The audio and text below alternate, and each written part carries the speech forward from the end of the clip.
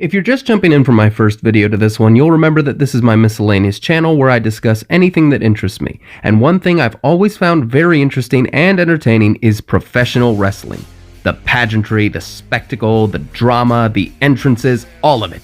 It's like anime for rednecks. And I know what you're thinking. How can you watch that? You know it's all fake, right? MMA is so much better. Watch this, I can make anyone tap out with this Brazilian double-arm takedown chokehold. And to you naysayers, I have one thing to say. You know your damn role and shut your damn mouth. Wrestling certainly has a kind of in-the-closet reputation. You tell people you like pro wrestling and they look at you like you told them you like to ferment Skittles and pickle juice. Yes, we all know it's scripted and the matches are predetermined, but there's no faking how awesome it is to see a chair shot to the skull or a man thrown from a 20-foot cage through a table. Step up your game, UFC. Let me know when you break out a kendo stick. But one of the best things about pro wrestling is the championships, that strap of leather and gold that lets you know you've achieved greatness in the industry. We all have our favorite belt designs. Personally, mine is the big gold belt or the WCW or WWE World Heavyweight Championship. Just look at that thing. But we all have belts that we despise too, like the 24/7 Championship or the Universal Championship. But today I'm going to try to defend the indefensible and knock down the grandiose a few pegs. So here are 5 underrated and 5 overrated wrestling championship belts. Number 5, underrated. The current WWE Intercontinental Championship.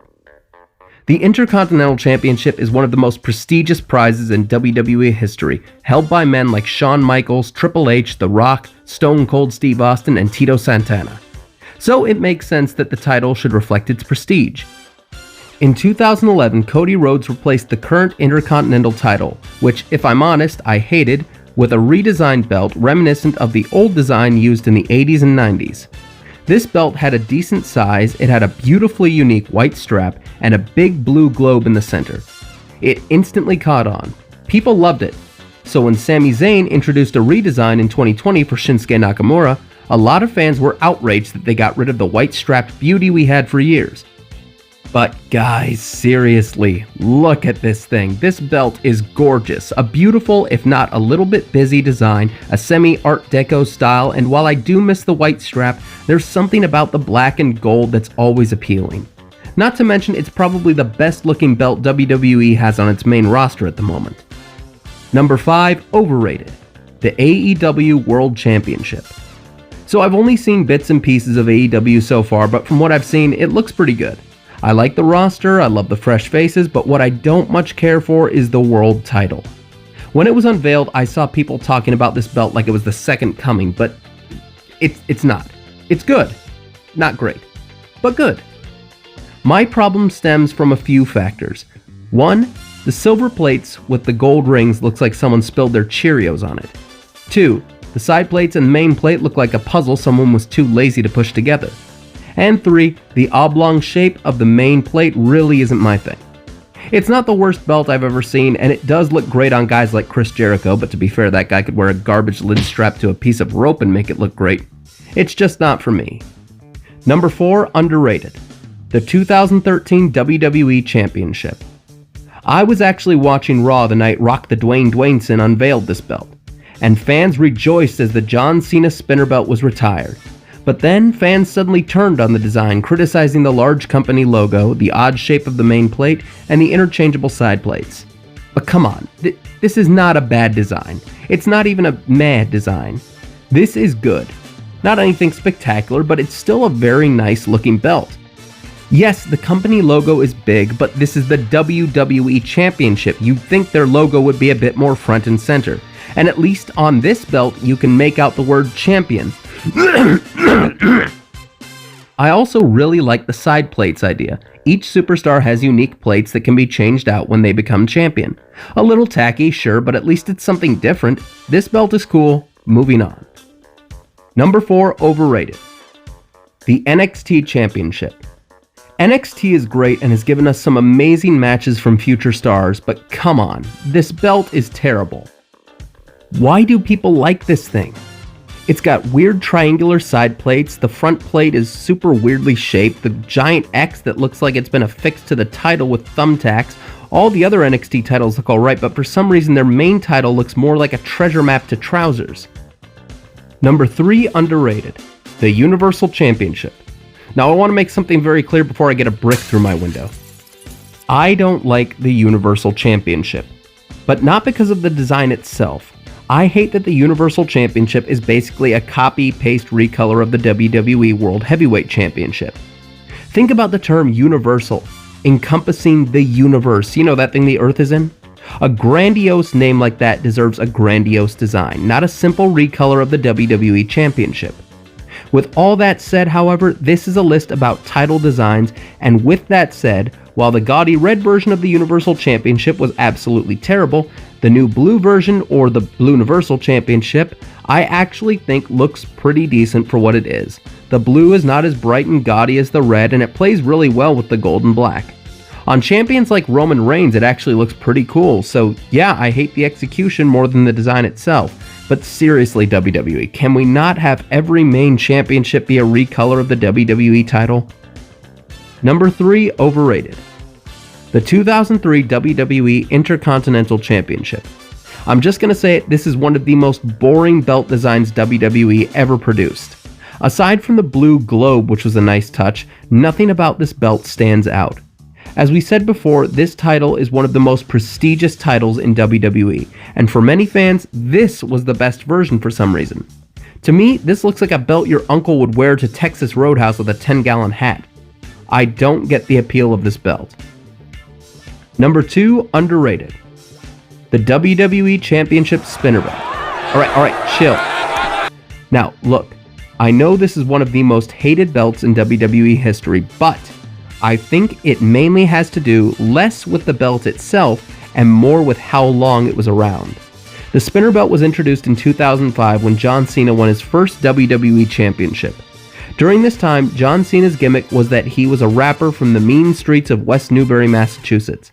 So the title was designed to fit the gimmick. It was decked out in bright gold with hundreds and hundreds of gemstones, the word champion was replaced with champ, and most controversial of all, the WWE logo was a spinner.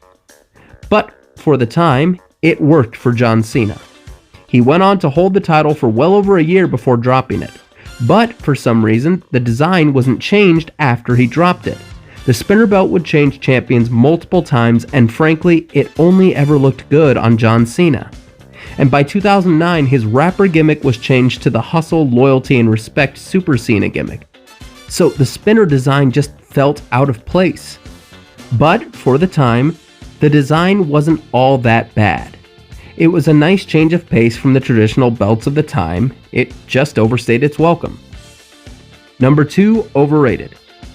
Ted DiBiase's $1 million belt. My god, I hate this thing. People thought the spinner belt looked gaudy. Look at this thing. Not only is it just a bunch of bedazzled dollar signs attached to a bunch of other dollar signs, but this looks like one of the most uncomfortable belts I've ever seen. And yet there's a hugely vocal online community who love this belt. Why? This looks like a novelty gift from Big Donnie Trump's shed of dollar store rejects. No sir, I don't like it. Also, it didn't cost anywhere near $1 million to make it. Liar! Number 1, underrated. The 2008 ECW World Championship. Okay, I see this listed in pretty much every worst championship belts of all time list, and I will never understand it. Well, okay, I understand it a bit. ECW in its heyday was like grindhouse wrestling. It was where you went to get a break from the seemingly sanitized and corporate WWE. It was extreme. There was blood, chairs, barbed wire, fire, and all that good stuff that a psychopath craves. But when WWE took over ECW, the product began to get more sanitized, and for many fans, the clutch that broke the camel's back was the ECW Championship. They felt it didn't reflect what ECW was supposed to be. While I agree, the belt design itself is actually quite nice in my opinion and very underrated. Personally, I think it probably would have looked better in gold, but the silver and black with the jagged buzzsaw border and the flaming eagle was a really nice combo. Yet, I never see anyone else say anything good about it, so to me, this is my number 1 underrated belt. Number 1 overrated. Ooh, you're gonna hate me for this one. the Winged Eagle WWE Championship. I'm sorry, I don't get why this belt is as beloved as it is. Let me extend an olive branch. This belt is iconic. It's been held by titans of WWE, guys like Hulk Hogan, Ultimate Warrior, Bret Hart, Shawn Michaels, The Undertaker.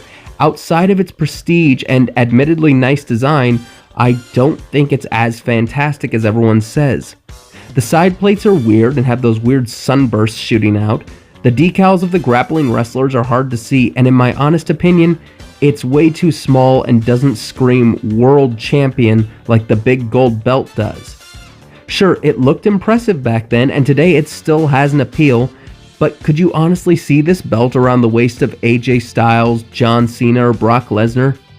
No, the best title belts are the ones with a timeless feel. To me, this belt is distinctly 80s. To me, the best WWE Championship belt was the 2003 Undisputed WWE Championship belt. This belt not only captures the size that the top prize should be, but you can clearly make out every detail. The color scheme is kept simple with the black and gold, and the eagle is still present and accounted for. So I don't hate the Winged Eagle belt, I just think it's the most overrated belt in wrestling. Also, it touched Shawn Michaels' dick. That instantly brings the prestige down a bit.